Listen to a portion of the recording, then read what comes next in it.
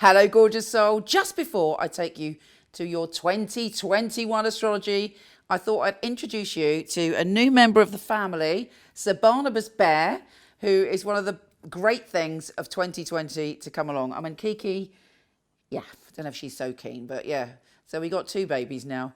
Anyway, here's your 2021 astrology. Baby, it's no longer 2020. And on top of that, we have some serious, magical, extraordinary energy coming in. Of course, no doubt you've heard about the grand conjunction on the 21st of December. Well, that energy is affecting all of us. It's a time of liberation. It's a time of transformation. We have Saturn in Aquarius in an air sign for the first time in a long, long time. And Saturn is saying, freedom, but with responsibility. Do the work and I'll give you a reward. We are all responsible for what happens to the world now. And Jupiter goes, if you do the work, I'm going to give you a massive reward. It has far-reaching consequences. The only kind of, well, the quite intense, challenging aspect is Saturn square Uranus this year, which is probably cause a lot of chaos at the beginning of the year from February, and will also cause a lot of financial and structural changes in the world and a power struggle as the old world order is breaking down and we're moving into a brand new world which hopefully will be more equal, egalitarian, and about freedom for all of us. It's amazing. So I'm going to walk you through some of the incredible highlights for you in 2021, and I'm not doing it in vision. I thought, as you know, we haven't traveled for a while, I thought I would deliver it to you with the wonderful visuals from my wonderful wife Kathy. It was the best thing to happen to me in 2020, getting married to my Kathy. And yeah, I hope you enjoy it. Powerful stuff. Get ready for opportunity. Here's your yearly astrology. Taurus, welcome to a brand new world. Yeah, baby, this is it. Pathways are opening for you in 2021, and it's all connected with your career and your sense of achievement and your reputation. Doesn't matter if you're retired, doesn't matter if work doesn't float your boat. It's about your purpose and where you're going to put your purpose this year. Of course, no doubt you've heard a million times by now about the supremely important Jupiter and Saturn conjunction. First one was on the 21st of December, and you're going to be, you know, that in a way that the new year started then. That's when the massive energy shift happened. And it was an extraordinarily rare event, but we have got the energy from the beginning of this year, and actually it's going to touch your soul and transform your life, all in the area of reputation, what you believe in, what your drive is, what your reputation is, and, you know, the solid parts of yourself. So where does that leave you? Let's go. And of course, Saturn is the Lord of responsibility. And Saturn is saying, okay, right, you want to succeed. You want your reputation to flourish. You want to transform what you can achieve this year. You got it. You can have it. But you have to work for it. And most importantly, you can't cut corners, and you have to take responsibility for your stuff. You can't be making excuses. You know, it's all on you to achieve it, but you can. And you're given an extra dose of help by Jupiter, the planet of good fortune, who is saying, yeah, baby, you do the work. I am going to pour buckets of good fortune, opportunity, and offer you brand new horizons. And I'm going to expand everything in your area of career. So if you're not putting the work in, and you're, you know, wherever you place your energy is going to expand. So if you're kind of trying to cut corners, that will be expanded, and you're not going to get any further forward, potentially. And astrology is about us using the great cosmic energy to our advantage. And that is the magic you're working with this year. Now, Venus is joining forces with Saturn on February the 6th, depending on where you are. And that's a very powerful day for you. Of course, Venus is your ruler.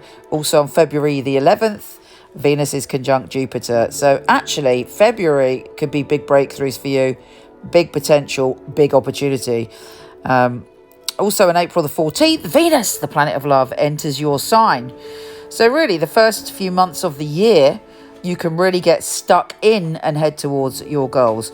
And actually, if you're more focused on your love life, on romance, on well, it doesn't even have to be one-to-one romance. It can be the love of the people around you, working on self-love. April is the month to do that. That's when you have love magic sprinkled all over you, and that helps you transform yourself, but it also draws love to you. Doesn't have to be romantic love, but it sure can be. But it creates a very, very positive vibe where you feel safe and you feel maybe a little bit indulgent. You feel confident and you're ready to go, go, go. Now, towards the end of April, there may be some massive surprise coming into your love life as Venus is joining forces with Uranus. It gets very exciting and unpredictable around that time. And also Mercury is joining forces with Uranus. And then Mercury is conjunct Venus. So, wow, April is the month of love, the month of potential, but also self-love, unconditional love, love of others, and finding the beauty that you want to bring into your life. You might really want to redecorate and transform your space. You might want to work on healing past relationships and putting a lot of love into the people and things that are important to you. So on the 11th of May, we have your very own new moon. And this new moon is the equivalent of your new year. It's the start of a new cycle for you where you can ditch the baggage, let go of the past. And also, it's great to consciously think about what you want to create in the next cycle of your life, who you want to be, what you want to achieve, what your beliefs are for your future. So take some time just before that new moon to think about what you want to leave behind, what you need to let go of to move into this next phase. And on May the 13th, Jupiter is going into Pisces. And for you, you're going to feel very, very connected to people and groups of people and collaborations become very beneficial to you. Lucky, to coin a phrase, where you, the more you collaborate, the more you put out there, the more connection you feel, that is the more opportunities for you to draw to you what you desire. But you'll also be thinking about, who do I want to mix with? Are there groups of friends that no longer suit me? Are there beliefs that I want to drop? How can I put my ideas out there? And it is a fabulous time for networking, stretching, growing, and being sticky. Your ideas are sticky, whatever you're writing and creating, it resonates with people. So make full use of that. It goes in and out this year. It comes back into Aquarius in July, the end of July, and then re-enters Pisces on the 29th of December. So practice using your magical skills to create your future. It's powerful stuff. Now, the full supermoon lunar eclipse is quite primal for you on May the 26th. It's about you coming into your power, releasing your fears, and you may have some situation that is connected to a primal issue: life, death, rebirth, taxes, sex, obsession, all of our deepest stuff. And that is eclipses are all about something being revealed, so something you didn't know.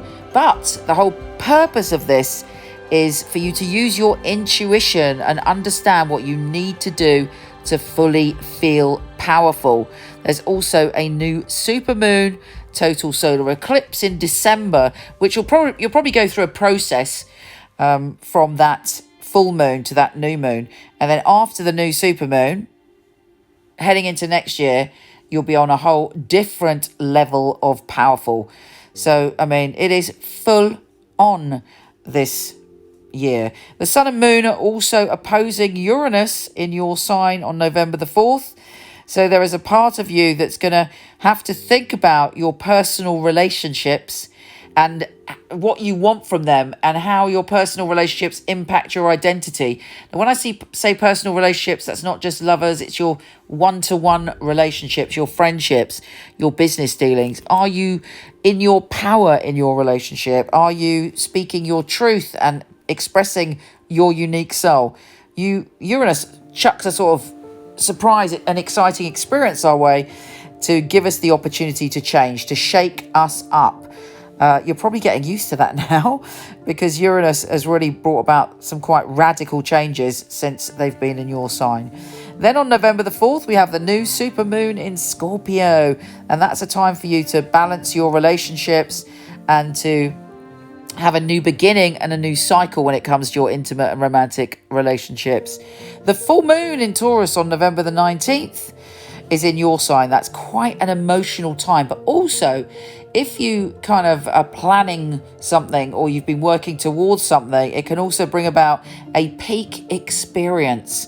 So, you build up, use the knowledge that full moon is on the 19th of November to build up to what you want to achieve. You're super psychic, super emotional, and super intense around that time. And then, as I say, December the 4th is the new supermoon and the total solar eclipse, which is about you releasing your fears to truly step into your power. Venus is going retrograde on the 19th of December. It may be that something you love from the past is coming towards you. If you've ever had a relationship with someone overseas or very different to you, or particularly a unique soul, that may be coming towards you. If there was something you studied in or were learning in the past that you adored and gave up, that might be returning to you. But fundamentally, you can achieve so much this year and truly come into your power. So I wish you well with that. Certainly, fingers crossed, it ain't going to be like 2020. It's going to get easier and easier for us. Anyway, take care, gorgeous, and I'll speak to you soon. MicheleKnight.com. I was a client of Michele Knight, so I knew all of the psychics and they'd read for me. It's such a innovative and really useful organisation to have at your fingertips. There are a lot of people who they have an idea of what a psychic reading is, they have an idea of what a psychic should and shouldn't do, and a lot of it is from centuries gone by, the carnival sideshow, and Michele really has brought psychics into the modern world. Michele Knight is a wonderful organisation to work for. It's a unique family, and that is readers, the customer service operators. I know if I wanted to choose a reading, I know I wouldn't go to another company. The ethics, the standard, the professionalism that we keep really is second to none. To be honest, I've never really looked at another reader service because I don't think I need to.